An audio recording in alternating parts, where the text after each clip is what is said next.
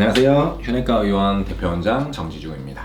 이번에는 상복부 초음파에 대해서 설명을 드리도록 하겠습니다.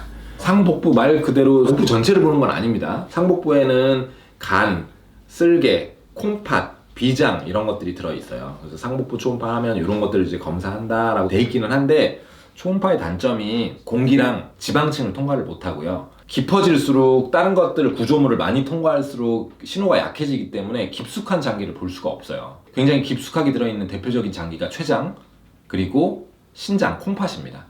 그리고 겉에 좀 붙어있는 이 갈비뼈 안쪽으로 해서 간, 그 다음에 담낭, 비장 이런 것들은 어느 정도 꽤 잘 보입니다. 근데 췌장은 초음파로 전체를 보는 경우가 굉장히 드물어요. 그래서 거의 전체를 볼 수는 없다고 보셔야 되고요. 전체는 이제 CT에서 확인을 하셔야 될 것 같고, 신장 같은 경우도 좀 비만하거나 가스가 많이 차 있거나 사람에 따라서 잘 안 보이는 경우가 꽤 많습니다.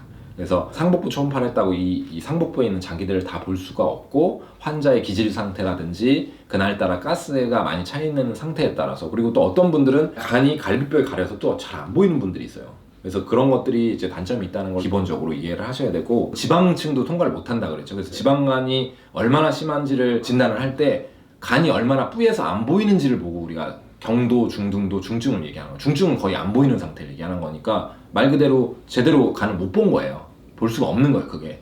그래서 간 초음파를 했는데 중증 지방간이라고 하면 간의 어떤 종양이나 이런 것까지 볼 수가 없다는 걸 좀 이해를 하셔야 되고요. 그래서 초음파는 그런 단점들이 있다는 거 이해를 하시고 검사에 해석을 하셔야 됩니다. 그리고 굉장히 흔히 나오는 질병 중에 간 단순 낭종, 무록이라고 하죠. 간에 무록이 있다 라고를 얘기를 하는데, 무록 같은 경우는 사실 거의 암으로 발전하는 경우가 없습니다. 그래서 무록이 있다고 막 너무 걱정하거나 그러실 필요가 없고, 가끔 검진할 때 크기가 너무 커지는지 정도만 보시고요. 크기가 정말로 심각하게 커지지 않으면 무록은 건드리지 않습니다. 단순 무록은. 그래서 합병성 무록, 굉장히 뭐 복잡하게 생기거나 살점이 동반돼 있다든지 이런 좀 합병성 낭종 같은 것만 잘 추적을 하시면 될 것 같고, 그리고 모양이 동그랗고 색깔이 뭐 나쁘지 않은 혹 같은 경우는 간에 혈관종이라는 양성종양도 굉장히 많이 있기 때문에 그런 경우도 1cm 이하라면 그냥 추적하시면 되고, 의미 있게 큰 1cm 이상 되거나 모양이 조금 일그러져 찌글찌글하거나 이러면 이제 CT로 확인이 필요합니다. 조영제를 넣어서 확인하시는 게 필요할 수 있고요. 그래서 무록은 대부분 너무 걱정 안 하셔도 된다. 상복부 장기에서 나오는 경우에.